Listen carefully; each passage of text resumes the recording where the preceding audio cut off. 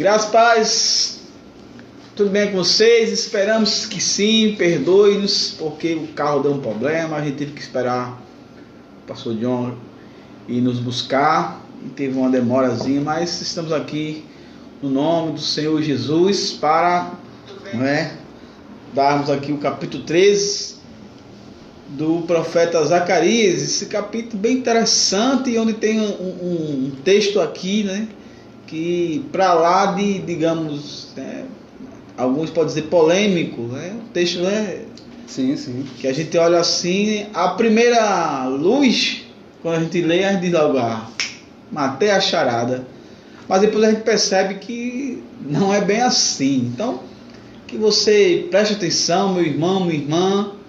Não sei se você já leu esse texto antes, o versículo 6, é o 6, O 6, o 13, 6, a gente vai chegar lá, vai devagarzinho, sem pressa, porque a gente quer deixar sua cabeça sem dúvida, é o que a gente tenta aqui toda quinta-feira, todo estudo. Então já vai compartilhando com seus familiares, amigos, para que todos nós juntos possamos estudar a palavra do Senhor, e como disse o salmista no capítulo 1, bem-aventurado é aquele que medita nela de noite. Uma coisa é ler, outra coisa é meditar, E hoje um estudo é uma espécie de meditação, onde a gente vai aprofundar, onde a gente vai aqui cavucar, digamos assim, para que a gente possa absorver realmente ter o alimento sólido, porque só esse alimento sólido é que nos deixa de pé, meu irmão, diante de tantas dificuldades.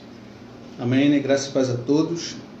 Como o presbítero Anderson falou, o capítulo 13 traz aí um texto, que muitos pregadores aí usam, às vezes até erroneamente, mas que hoje nós estaremos aqui explicando, falando a respeito sobre esse texto, à luz do seu contexto. Por isso é tão importante você ler, meditar, estudar a palavra de Deus por completo, porque ela não é separada por capítulos, por versículos, ela é toda completa, Então a gente hoje vai conversar um pouco a respeito dessas profecias que Zacarias aqui ele vem explicando aí no capítulo 13. Amém? A graça e a paz, meus irmãos, estamos aí, trazendo mais esse capítulo, já quase finalizando aí o livro de Zacarias, e faltando poucas semanas para a gente finalizar os profetas menores, algo que a gente construiu ao longo do tempo. Passamos um ano inteiro estudando, já estamos há mais de um ano estudando os profetas menores, capítulo por capítulo, versículo por versículo, e já estamos quase chegando ao fim. Amém? Então, você que está nos assistindo, compartilhe esse vídeo com alguém. Saiba que a palavra de Deus precisa ser divulgada, precisa ser compartilhada.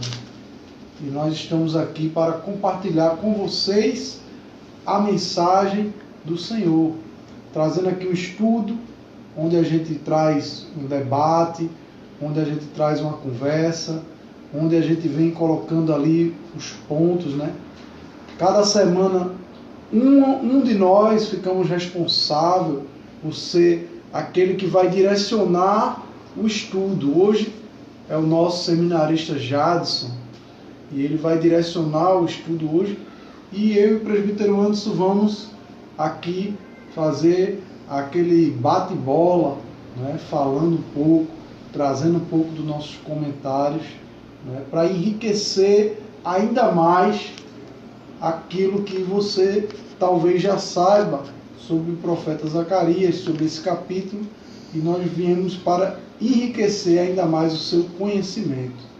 Amém? Amém. E se você tiver algum comentário, acerca, no decorrer do vídeo, acerca desse texto, acerca do que o Senhor tem falado para você, pela leitura, esperamos que você tenha lido também, antes de estar participando aqui conosco no capítulo 13, e pode deixar seus comentários aí, a gente, se possível, vai ler, para que a gente venha aprender uns com os outros, assim como o pastor e o presbítero vão estar aqui me auxiliando, na leitura da palavra de Deus. Nós vamos meditar e refletir nessa palavra, né? Eu vou pedir para o presbítero Anderson orar para a gente dar início à exposição da palavra. Amém. Oremos. Pai Santo, Pai querido, Pai amado, te agradecemos por essa oportunidade de meditarmos tua palavra, de realmente conversarmos e estar aqui aplicando. Que o Senhor possa dominar nossas mentes, em especial a mente do nosso irmão Jadson, que está dentro desse estudo aqui, Senhor, para que apenas a tua palavra seja aqui ensinada. Oramos também para aqueles que vão ouvir, que sejam boas terras, Senhor, porque é só na boa terra que realmente a tua semente frutifica. Oramos, Senhor, pelo nosso Brasil, para que o Senhor continue, Senhor, dá sabedoria, Senhor, aos nossos governantes, para que tomem decisões voltadas para o bem comum do povo. Te pedimos também que o Senhor console aquelas pessoas que perderam seus entes queridos, Senhor, por causa da Covid ou por qualquer outra doença. Consola, porque só o Senhor tem um abraço, né, que consola. Em especial, te pedimos pela saúde da mãe da nossa diaconisa Rosicleide, que está hospitalizada, né, e se assim for a tua vontade, Senhor, sabemos que o Senhor pode, né, ser a tua vontade, isso a gente não sabe, mas estamos aqui, Senhor, como servos, te pedindo, orando para que o Senhor possa, né, restabelecer a sua saúde, e o Senhor possa também dar forças para a sua filha, a diaconisa que está ali, né, junto com ela, que provavelmente, meu Pai, como a ama muito como filha, está sofrendo, assim como os familiares. Consola esses familiares também, Senhor, e que, se for a tua vontade, que ela, né, seja estabelecida a sua saúde. Tudo isso já te pedimos e te agradecemos, no nome de Jesus. Amém. Amém. Amém. O capítulo 13, meus irmãos, recapitulando, né, todo o capítulo 12, né, que o Senhor ali ele vem falando, por meio de Zacarias, né, acerca da profecia ali, sobre a restauração, né, trazendo a restauração ali acerca do povo de Israel. E aí ele vem dando início no capítulo 13. Eu queria dividir com os irmãos do versículo 1 ao versículo 6 e depois nós vamos comentar sobre o versículo 7 ao 9. Amém? Inicialmente, no versículo 13, no capítulo 13, no primeiro versículo ele diz: naquele dia haverá uma fonte aberta para os descendentes de Davi e para os habitantes de Jerusalém, contra o pecado e a impureza. Naquele dia, diz o Senhor dos Exércitos, tirarei da terra os nomes dos ídolos, e deles não haverá mais memória. Também farei sair da terra os profetas e os espíritos imundos. Aqui, nos dois primeiros versículos, a gente vê a promessa ali do Senhor, né, de purificação do povo de Israel, né, onde ele fala ali que será uma fonte aberta, né, para que o povo de Israel seja livre e seja purificado. Lembrando que isso o Senhor ali fala em Jeremias, né, 31, no versículo 14, ele faz uma referência ali, onde ele diz, né, pois perdoarei as suas iniquidades e dos seus pecados jamais se lembrarei. Já o Jeremias ali já vem falando sobre isso. Se não me engano, Isaías também ele vem comentando acerca também dessa purificação que o Senhor naquele dia ali ele vai disponibilizar a todo o povo de Israel.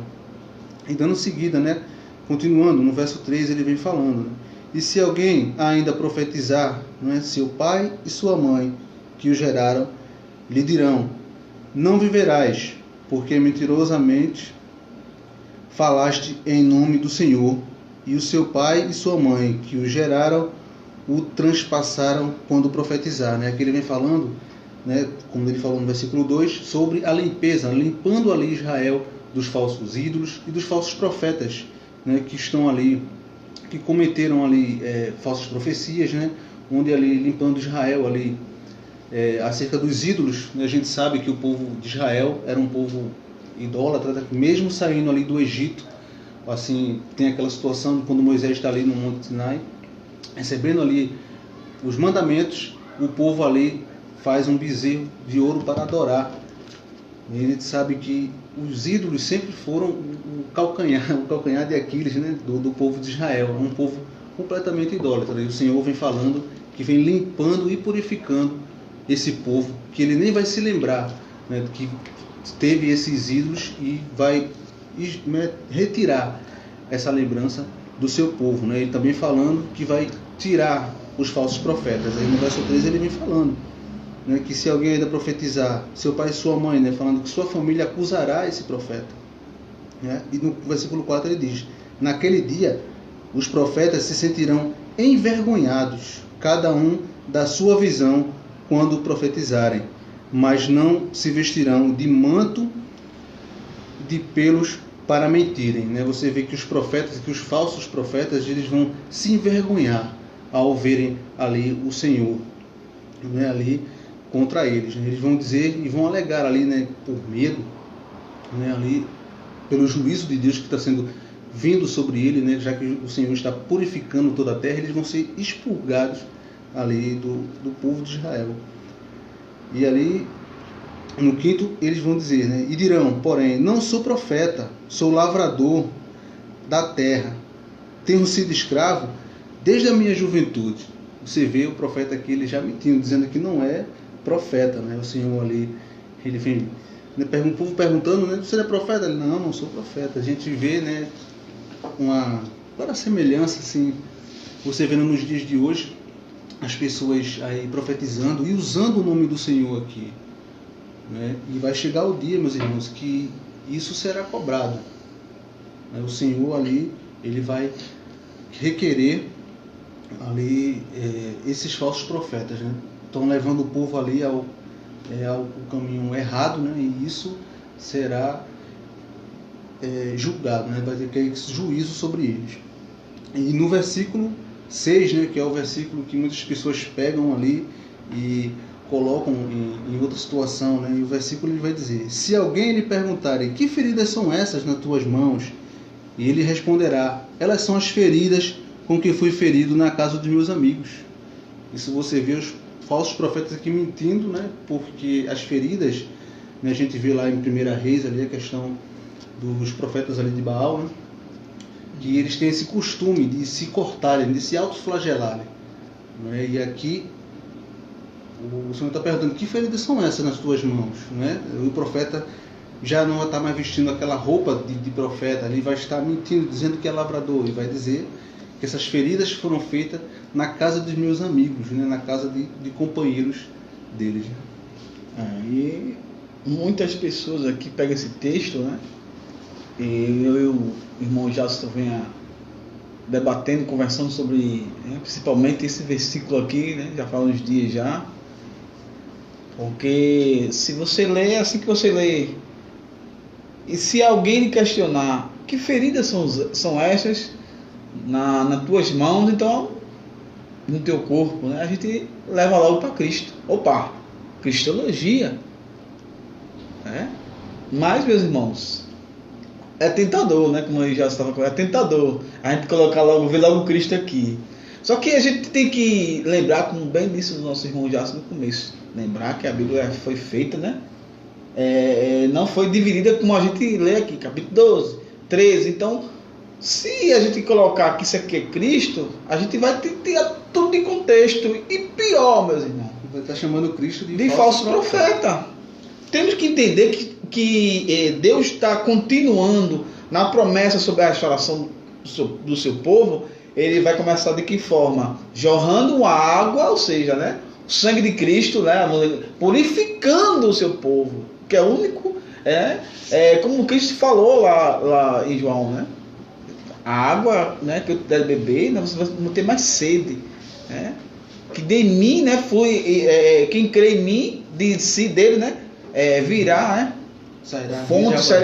fontes, né, de águas vivas. Então é Cristo, né, que vai fazer isso aqui, essa purificação. E depois da restauração que vem a extirpação dos falsos profetas, que sempre incomodou desde antes, desde lá, de outrora, os falsos profetas, né, todos, se você ler a Bíblia, meus irmãos, todo homem de Deus ali, você vê Elias, líder com falso profeta, como, né, o irmão Jason aqui, capítulo 18, 1 Reis, né, os profetas de Baal, né, os 450 profetas, né, os 450 profetas, né, que a turma faz uma alegoria tão tremenda, né, com aquele versículo ali. Eu já fiz isso, né, em outras horas, em outras épocas, mas graças a Deus eu me livrei disso, né.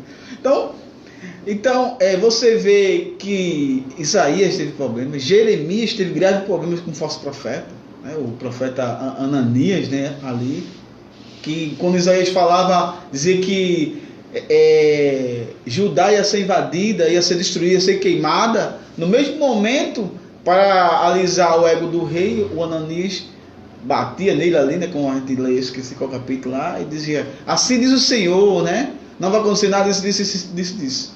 Então, tem que ser retirado esses falsos profetas, e vai acontecer esse dia, que vai ser expurgado, vai ser extirpado de vez, a gente não vai ver mais essas falsas profecias. Então, meu irmão, esse versículo 6 não tem, realmente é tentador a gente falar de Cristo, nas mãos, mãos, bora ver, no corpo, é Jesus, não, meu irmão. Assim você vai estar chamando Jesus de falso profeta.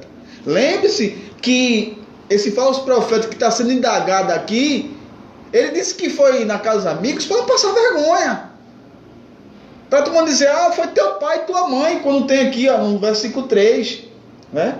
Quando o filho profetizar errado, o próprio pai vai dizer, mentira, mentiroso, vamos te furar, para você nunca mais profetizar errado. Ou seja, você imaginou a vergonha que ele ia passar como falso profeta?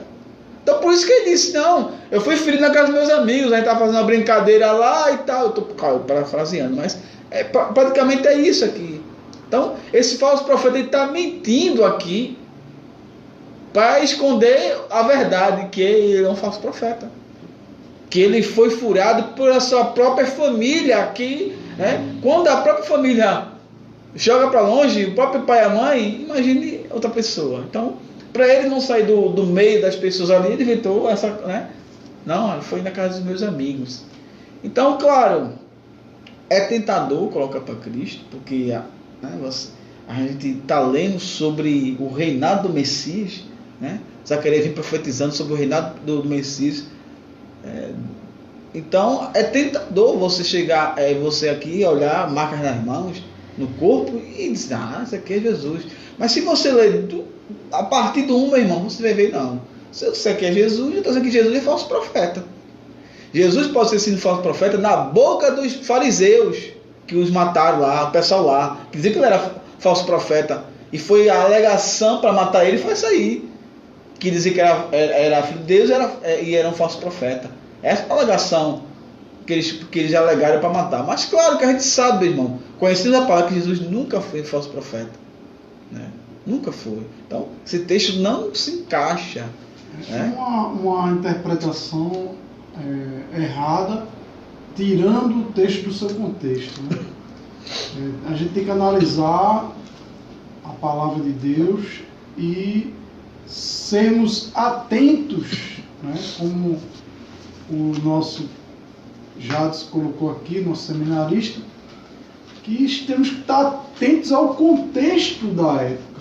Então, era costume esses falsos profetas, esses profetas de Baal, dos Baalins e tantos outros, eles se fustigarem, eles se castigarem, eles se flagelarem. Isso era comum, né? Além disso, ainda tinha a questão do texto aqui, como o presbítero antes colocou, da vergonha a qual eles estavam passando ali, dos seus próprios pais lhe flagelarem, por eles proferir palavras em nome de Deus, só que não era Deus que estava falando.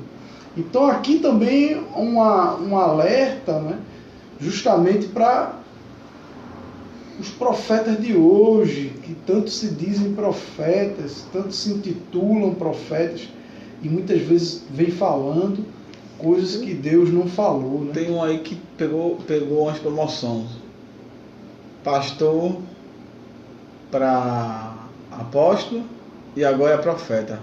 Tem um aí que pegou umas promoções, eu não sei quem consagrou ele, né?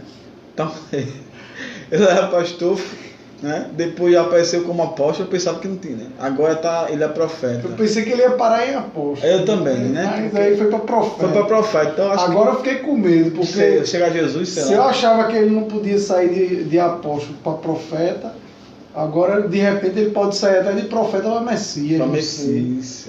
Mas Messias já existe, né? O Jair Messias. Então acho que ele vai para Jesus mesmo. Então. Fica até com medo, né? Meus irmãos. Né? E a gente sabe que o juízo, né, sobre essas pessoas, né, vai ser, até como a própria Bíblia fala aqui, né, que eles provavelmente por mentirem, né, eles sabem das consequências que cairiam, né, sobre ele. Eu até acredito que essa profecia, essa questão daqui é de uma forma mais, digamos, alegórica, dando um exemplo do que vai acontecer, não que vai acontecer dessa forma, o pai, a mãe vai, né? Porque tem pessoas que levam no literal o texto, né? Ele fala na questão de seus pais e suas mães, porque a gente sabe, né, que ele está usando aqui, logicamente, ele tinha o Pentateuco, ele sabia que os falsos profetas ali, quando eram descobertos, né, até pelas suas famílias que o acusaram, eles eram mortos. E assim, a gente fala assim, esses falsos profetas aqui eram os piores, porque eles falaram em nome do Senhor. Né? Os de Baal era de Baal, né? Aqueles profetas de Baal era de Baal, eles já estavam lá. Isso. Né? De Baal, né? De Baal, era, né? Como se fala assim, os falsos profetas. Né? Para eles não eram falsos, né? Eles achavam que Baal era Deus, mas esse aqui é da raça pior que tem, né? É aqueles que dizem no nome do Senhor. E isso faz. Assim, trazendo para os nossos dias, né, para um conceito que eu acredito que os irmãos acreditam nessa questão de profeta, né, ou profecias nos dias de hoje, seria trazer aquilo que o Senhor já proferiu, que é a sua palavra, e de forma coerente. Aí, um falso profeta nos dias de hoje não seria só aquela pessoa que estaria profetizando algo alheio ou como um adivinho, mas também uma pessoa que estaria falando a respeito da palavra de Deus, mas de forma distorcida. E esse é um dos falsos profetas que devemos tomar cuidado, né? Onde você ali distorce a palavra do Senhor para massagear o ego das pessoas, né? Para que as pessoas se sintam bem. E isso é o que está atraindo muita gente, levando muita gente à perdição. Quando é porque as pessoas meu irmão, às vezes a gente pega o nome, né, profeta, e a gente liga logo aos Elias, né, a João, uma coisa que, né, não é que a gente descreia no ministério profético, né, o dom profético. Existe sim o dom de profecia, mas não daquela forma que se era antes, não daquela forma. Então a profecia tem que estar dentro da vontade de Deus. E como é que a gente sabe qual é a vontade de Deus, Anderson? É a palavra, é a Bíblia, como disse aqui, né? Nosso irmão Jades, é a Bíblia. Então, um falso profeta é aquele que chega e diz assim: determine que vai chegar a sua vitória. Isso é um falso profeta, né? Ele está profetizando que se você determinar, vai chegar a sua vitória. Quem disse? Quem foi que disse se eu determinar, vai chegar a minha vitória? Quem foi que disse se eu for para o monte? Né? Como eu estava vendo um post, olha, não diga que não fique falando que no monte a oração é ouvida. Diga que você costuma orar no monte, aí beleza, vá-se embora. Agora dizer que no monte faz mais efeito, não faz. Porque, como Salmos 51:17, Deus, né, tem algumas versões que Deus não resiste, né? Diz assim: há um coração contrito e arrependido. Essa oração que Deus recebe é dessa forma que Deus recebe, seja do quarto, seja do monte, não tem problema nenhum de ir para o monte, seja no trabalho, seja dirigindo o seu carro, num ônibus. Então, Deus, se for um coração realmente contrito, Deus escuta. Agora, esses falsos profetas colocam o que? Ensina o que? Né? Hoje é uma mistura dos falsos profetas com falsos mestres. Né? Tá uma mistura hoje, porque os falsos profetas, aquele que profetizam é coisa errada, e os falsos mestres é o que ensina, né? É o que acontece muito hoje, o ensinamento errado da palavra. E só reiterando o que disse o nosso irmão Jades.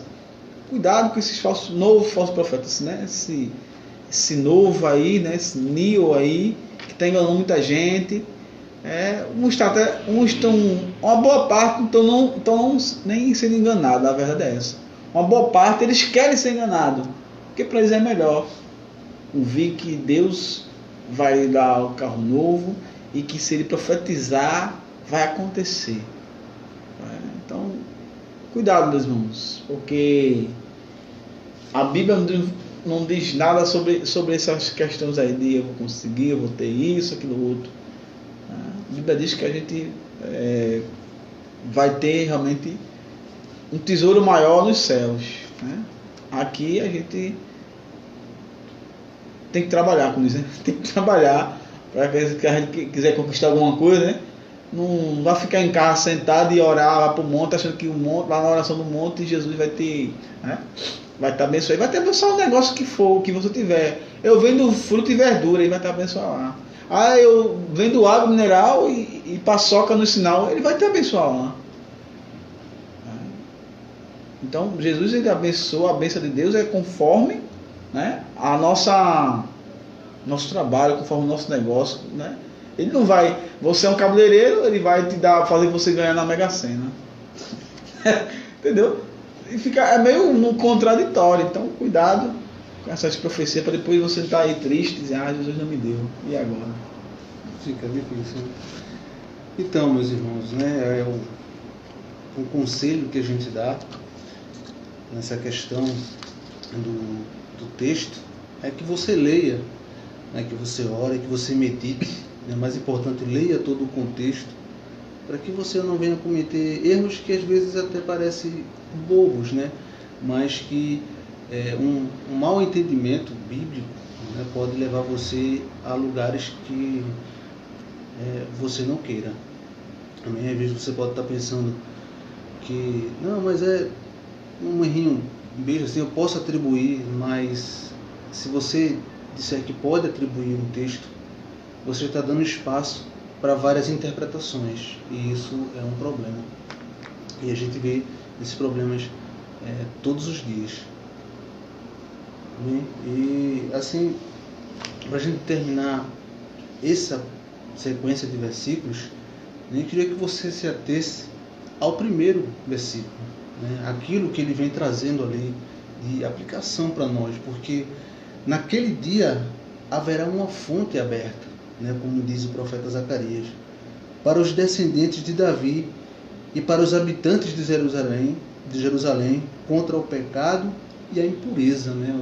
Ele vem trazendo essa profecia maravilhosa de que é nos limpar de todo o pecado, né? De toda a impureza, e trazendo ali, né, a nossa santificação, se assim dizer. Amém?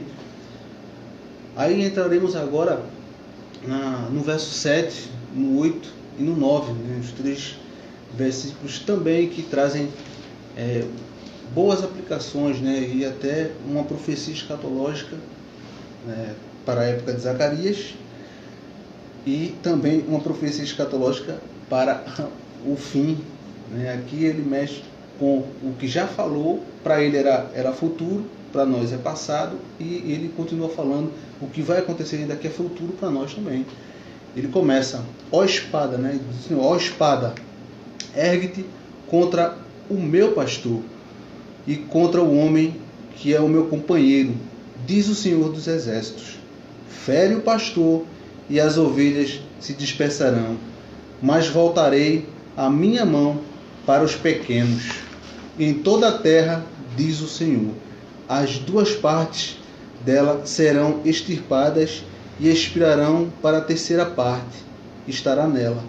Farei passar nesta terceira parte pelo fogo e purificarei como se purifica a prata, e a provarei como se prova o ouro. E ela invocará o meu nome, e eu a ouvirei. Direi, é o meu povo. E ela dirá, o Senhor é meu Deus. Amém? A gente vê aqui, né, logo no comecinho do capítulo, do versículo 7, quando ele fala, ó espada, ergue-te contra o meu pastor, né? E a gente sabe que ele está fazendo uma clara alusão ali a Jesus Cristo. Aqui no versículo 7 você pode atribuir a Jesus Cristo, né, quando ele fala: encontra o que é meu companheiro, diz o Senhor dos Exércitos. Fere o pastor e as ouvirei, e as ovelhas se dispersarão. Né? Eu queria trazer, né, aqui, se referindo claramente aqui a Cristo, e ele mesmo, né, faz essa referência a ele lá em Mateus, né, no capítulo 26, no verso 31, então Jesus lhe disse: todos vós esta noite me abandonareis, pois está escrito: ferirei o pastor, que as ovelhas do rebanho se dispersarão. Aqui o Senhor usando Bíblia, né, para nos explicar que essa profecia aqui já se falava acerca dele. E o interessante é que no texto, digamos assim, né, onde Jesus ali falou sobre Zacarias aos seus discípulos, fala ainda mais, né? Mas voltarei as minhas mãos para os pequenos. Então, é uma clara referência que, assim, muitos que se dispersaram ali não era realmente do corpo de Cristo. Exato.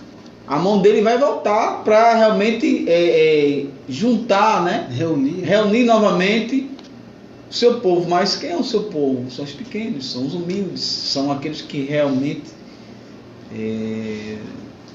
estão convertidos a Cristo, independentemente, né? Se dispersaram para se cumprir, mas depois que se converteu, como assim Jesus disse para Pedro, né? Como te converteres, apacenta minhas ovelhas, o Senhor, né?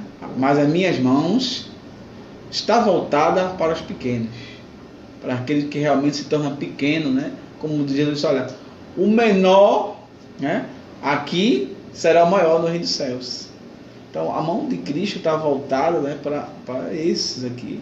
Interessante que essa é uma profecia que Jesus se cumpriu lá com os apóstolos, se dispersaram, e mais na frente a gente vê que no ano 70 se cumpre, né, novamente, quando o general Tito, né? Tito invade, que destrói tudo, né, ali, destrói e se dispersa, né? O povo de Deus se dispersa para que se cumpra, né, a profecia que Jesus novamente vai reagrupar o seu povo, as suas ovelhas, né, os seus pequeninos, né?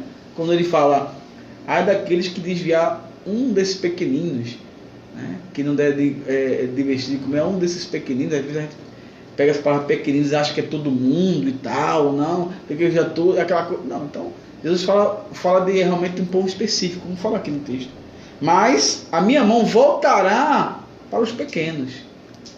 Então o que aconteceu com os apóstolos? Eles se dispersaram, depois Jesus trouxe de volta, se converteram. Depois no ano 70 foi todo, né? Ali na crucificação de Cristo foi uma dispersação micro, pequena. No ano 70 foi uma dispersação macro, onde realmente por mais de 1000 anos Israel não era uma nação.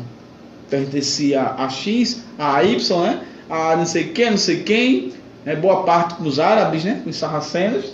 E um dia desse, né? 1948, foi que realmente Israel veio ser realmente nação. Então, mas claro que não é digamos, o reagrupamento de Deus concreto ainda. Esse reagrupamento de forma espiritual, meus irmãos, né? A gente tem que seguir o que fala o texto, naquele dia. Né? Então vai chegar esse dia aí, né? Que realmente vai se agrupar. Né? E o versículo 8, né? É um versículo 8 e 9, né? Para quem aí né, os arminianos que acha que crê que vai ser, né? Quem crê aí, não só arminiano, outros também crê, né? Que crê que vai ser arrebatado antes da grande tribulação. O texto aqui é bem interessante, diz assim, né? Em toda a terra 2/3 serão ceifados e perecerão, né? Todavia a terça parte permanecerá, avisa o Senhor. E o 9 que é, né? Farei passar essa terceira parte. Que terceira parte é essa? são os pequeninos, né? Pelo fogo, e a purificarei como se purifica a prata, e a provarei como se prova ouro. Essa gente invocará o meu nome, e eu ouvirei e direi, né? Esse é meu povo, ele é o nosso Deus. Então, é um texto né, bem interessante ali, aqui, falando que, pelo menos eu creio assim, estou vendo aqui, eu não acho que não tem outra explicação aqui, né? É o meu pensamento. Eu não queria entrar, né, nessa seara, né, acerca. Porque vamos pensar, o que esse aqui texto aí está explicando aqui, não sei se o nosso pastor aí tem algum outro posicionamento aí, tem, pastor? Você sabe isso aí? Bom, aqui pode ser a grande tribulação, né? O texto também ele não está com total clareza, né? Mas também pode ser... Você vai dizer que é anos 70 não, né? A aprovação após os 1000 anos, né? Eu acho improvável que seja, mas após os 1000 anos a Bíblia diz que após o milênio, né, que os 1000 anos de reinado de Cristo vai ter uma prova de fogo, né? A Bíblia diz que Deus vai soltar novamente o inimigo, né? E ali vai ser a última, vamos dizer, a última provação, né? Como a Bíblia diz que ali vai ser a última provação antes de lançar, né, no lago de fogo e enxofre Satanás e todos aqueles que ali deserdarem, vamos dizer assim, do reino, né? Como diz o Apocalipse, né, que o irmão fala aqui, essa terceira parte passar pelo fogo, né? Como se ali Jesus fala, né? Jesus dizendo para João que vai ser um negócio tão forte, né, que se Jesus não abreviar, todo mundo ia realmente se perder. Por isso que Jesus vai abreviar isso. Pelo menos eu queria assim da pessoa. Tem gente que vai. Quando Jesus fala, né, por se espalhar, iniquidade, não se esfriar, né, abreviar, por amor do meu escolho, vou abreviar o sentido, né, pelo menos eu creio assim, é o sentido na questão da grande tribulação. Isso, é o sofrimento, né? O sofrimento, porque, meu irmão, o negócio vai ser, né, pelo que a Bíblia diz. O bom é que Jesus não está. A gente vê aqui que como o nosso Deus é maravilhoso, ele não está mentindo. Então, tá com Jesus quem quer, porque sabe o que vai passar. Eu acredito, não sei se é a linha dos irmãos, que muitos cristãos ou muitas pessoas pensam que a tribulação ou a grande tribulação ela é para todo o mundo em si. E de fato a gente não encontra relatos bíblicos dizendo que é para todo mundo, e sim para o povo de Deus. A tribulação em si ela serve para trazer, né, à tona aqueles que são fiéis. É uma provação, de fato, meus irmãos. E infelizmente a gente vê pessoas assim, eu não sei, tem pensamentos, né, tem linhas teológicas que atribuem a grande tribulação a toda a terra, né, mas isso aí é bem bom amarrar isso aí direitinho, porque quem vai ser toda a terra vai ser, agora não vai ser para todo mundo. Exato, então, né? Então é bom amarrar direitinho isso aí, porque da forma que coloca assim, não vai ser para toda a terra, tu vai ficar pensando, já vai hoje, como assim? Vai ser a grande tribulação no mundo todo. Agora, quem é que vai ser atribulado? São os que são fiéis a Deus. Aqueles que não são fiéis a Deus, eles vão ter a vida tranquila, porque eles vão perseguir o povo de Deus, né? Vão perseguir o povo de Deus. A gente já amarra com isso, porque eles vão servir ao anticristo. Justamente. Então, quem não tiver a marca, né, ali, então não vai poder, né? Como disse, não vai poder fazer nada, vai ser só perseguido. Por isso que a tribulação vai ser, muita gente vai ser, né? Morta, aquela coisa, vai ser perseguido. Nossos próprios familiares vão entregar um ao outro, o pai vai entregar o filho vai entregar o pai, a mulher vai entregar o marido vai entregar a mulher. Né? Então, vai ser assim na grande tribulação. É realmente dias bem complicado.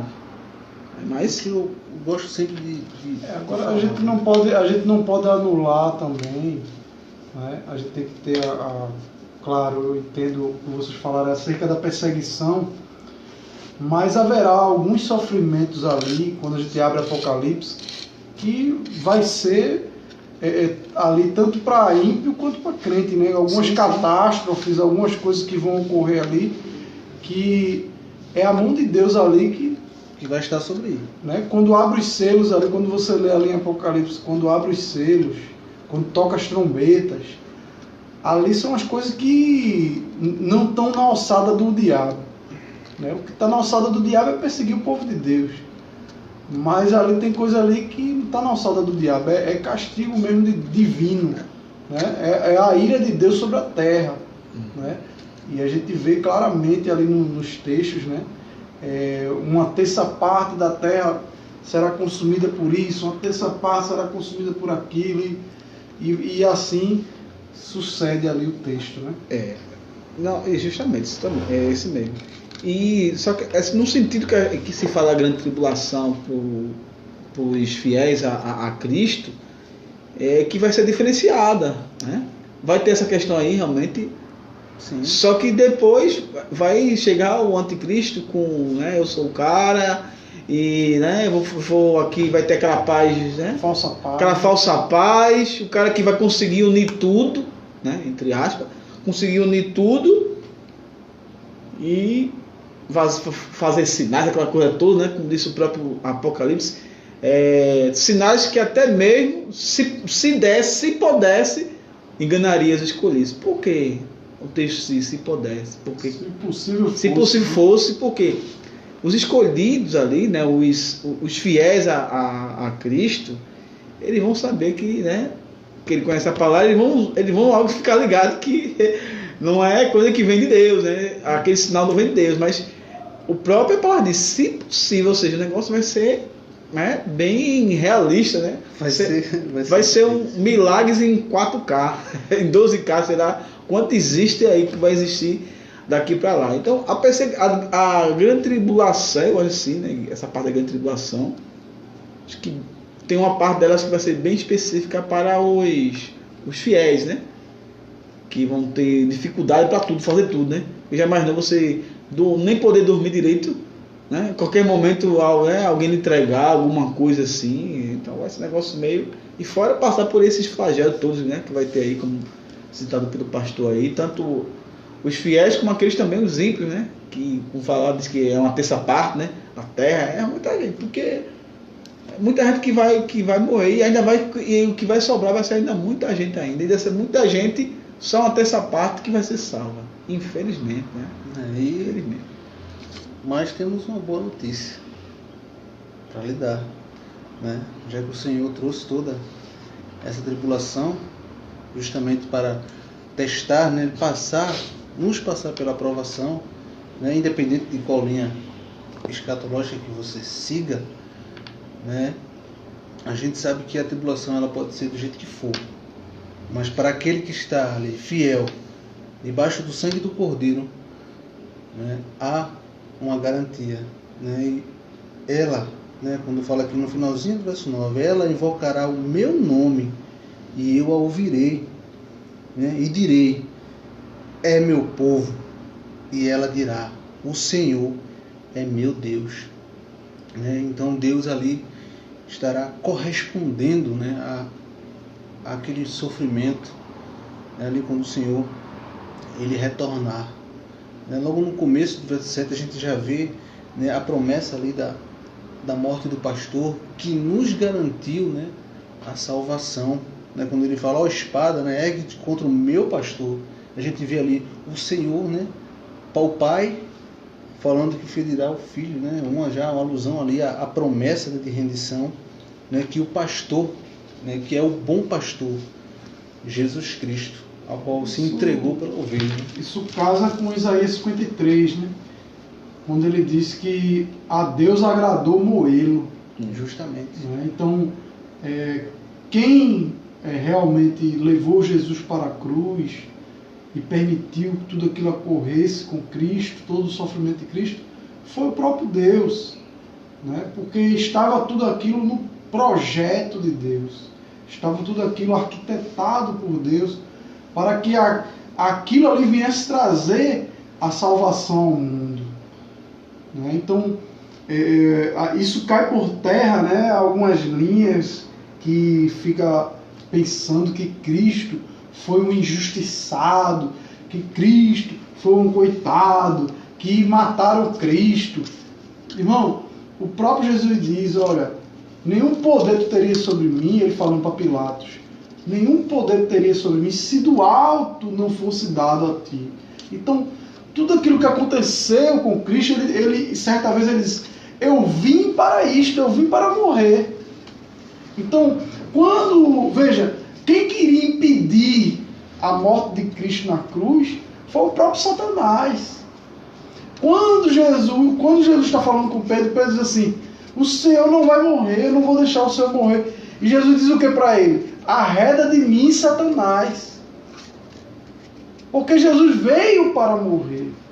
Quem queria impedir a morte de Cristo na cruz, a morte de crucificação, era o próprio inimigo, querendo atrapalhar os planos de Deus.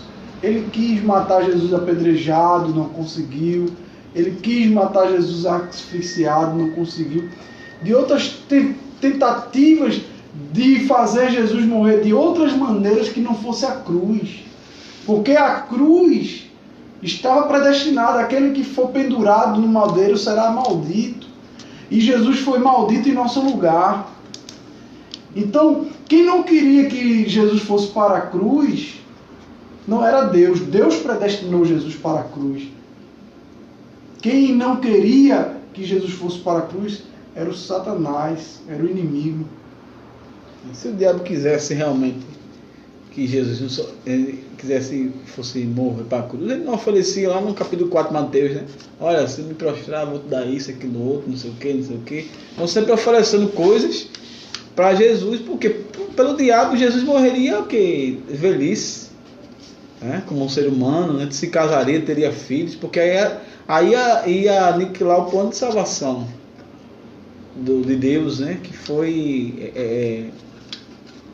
compilado, dizer assim, foi realmente feito antes mesmo que existisse, né? Tudo dele criar aqui, tudo, né? Na eternidade ele já tinha planejado, e os planos de Deus, esses sim, jamais serão frustrados. Exato. Né? João 10, né? Que Jesus disse, olha, ninguém terá minha vida, eu mesmo a dou. Quando os guardas foram tentar pegar Jesus, ele perguntou, a quem procuras? Jesus Nazareno, sou eu, e as armas dos guardas. Pedro tentou ali, né, cortou a orelha lá do soldado lá, né, que o narrador que estava ali, teve até o trabalho de dizer que o nome do soldado lá, né, e disse, olha, o papai, o que é que tu está fazendo? Eu acho que eu não teria, que se eu rogasse ao Pai, não viria no mínimo, né, algumas legiões de anjos. Então, né? Jesus era Deus, meus irmãos. Ele tinha autoridade ali. Quantas vezes, quando o pastor aqui citou que tentaram matar ele asfixiado, eu pensei assim, como assim? Tentaram espremer ele ali, isso é matar. E ele passou pelo meio do povo, que ninguém viu, pelo meio do povo que queria matar ele, né? Para Deus ele podia dar muito bem. Ele andou pelas águas, vários milagres. O João diz que se fosse copiar todos os milagres de Jesus, não ia caber em livro nenhum, né? Na face da terra. Ele mesmo, aí você lê lá no outro capítulo de João. Então tinha sim, Jesus tinha que morrer, né? Coitado, entendeu? Ele é Deus, ele foi glorificado, como citou, né, Isaías, o pastor. Né? É meio complicado essa palavra, né? Agradou a Deus moê-lo. Agradou. Então, Jesus, né, foi moído e pelas suas pisaduras a gente foi sarado. Se Jesus não fosse moído, meu irmão, a gente não seria salvo, não. Não teria chance nenhuma. Porque em contato conosco, você que vai ver depois pelo YouTube, compartilha. E o 13,6 mesmo. Então não se apresse em dizer que aquilo ali é Jesus, senão você vai estar chamando Jesus o teu salvador de falso mestre. Leia todo o capítulo. Pronto, fica bem melhor, né? Porque o 7 fala de Jesus. Aí as pessoas às vezes lê e acham que o 6 também está falando. Né? Só que está bem separado aqui o assunto, né? O 6, até o 6 está falando de algo. Do 7 em diante está falando de outra coisa. Isso, correto. Então, até semana que vem, provavelmente faremos o nosso estudo na quarta-feira, né? Vamos nos esforçar para estar começando aqui no máximo, né, estourando 8 horas. Pedimos perdão pelo atraso hoje. E, né, quarta-feira, último capítulo de Zacarias. Olha só, vamos, né, se Jesus permitir, vamos finalizar Zacarias, né, e já depois já vamos emendar com Malaquias. São 4 capítulos, né, Malaquias, que acho que a grande maioria só conhece Malaquias 3:10. Vamos ensinar vocês que Malaquias tem 4 capítulos, não só 3:10. Amém? Parece que só tem um capítulo e um versículo. E o versículo. Né? Não tem. Trazei todos os dízimos à casa do tesouro. Não, tem uns que falam, né, para ficar mais sensacionalista, do 8, né? Roubará o homem a Deus, todavia me roubais. Oh, como eu citei esse versículo, perdoa, Jesus. Porque eu ficava ali apelando para o povo trazer o dízimo da oferta, coisa que não tem. O texto não é essa questão aí. Fala dízimo da oferta, é claro que está falando, mas não é assim, não é bem assim como a gente, né? A gente vai botar, né, o pingo no i direitinho para vocês. O nosso, né, nossa meta sempre é essa, esclarecer as escrituras à luz das escrituras. Tem melhor, né, na lupa do Espírito Santo aqui pra gente, na iluminação, não revelação, a iluminação. Então, até quarta-feira, meus irmãos. Se inscreve no nosso canal lá, tem vídeos novos sobre breves reflexões. E essa semana vai sair um vídeo do quadro, né? É isso mesmo, você já parou para pensar se realmente Judas morreu enforcado? Foi isso? Será que ele morreu? Tem um filme aí, né? Drácula 2000, que Drácula era Judas. Esse filme é ridículo. Mas eu até gosto do ator, né? Aquele Jared Butler, né? Eu gosto muito do ator. Aquele filme ali foi. Quando eu vi ali, eu digo, opa, essa forca eu conheço. Eu sei quem tá aí. Fazer que nem o Capitão América, essa referência eu peguei a referência.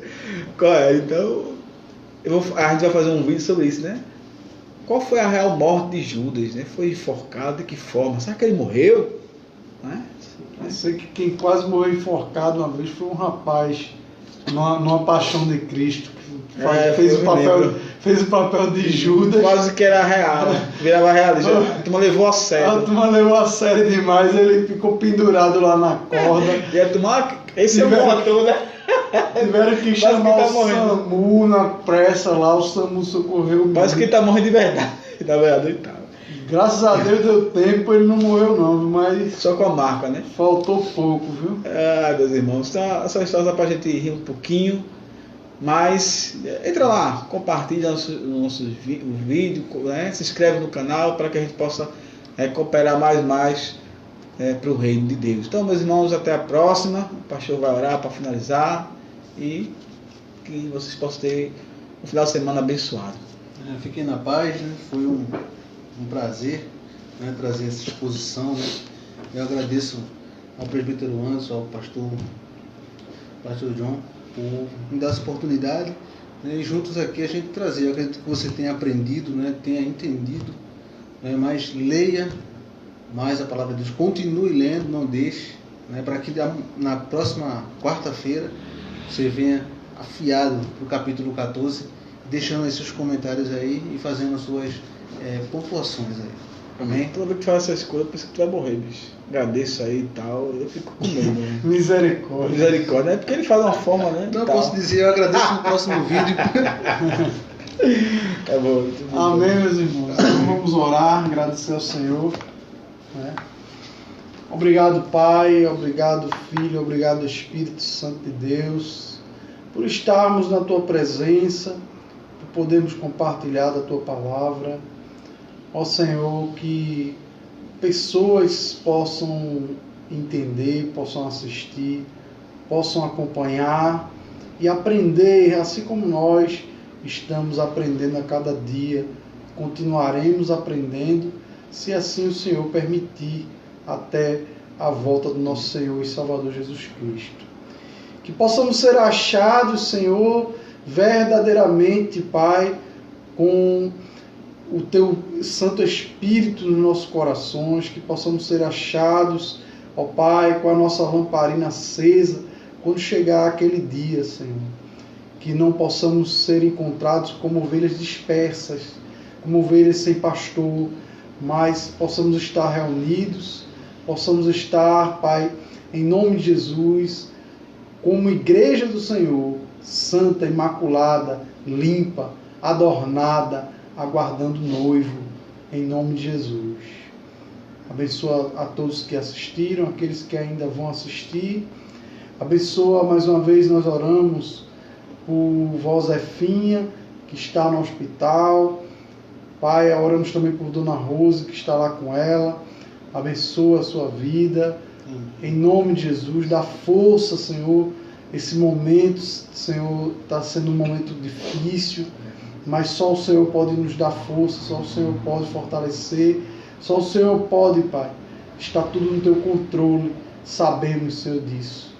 E isso nos conforta, isso nos consola, saber que está nas mãos de um Deus vivo, de um Deus santo, de um Deus que é poderoso, que tem domínio de tudo.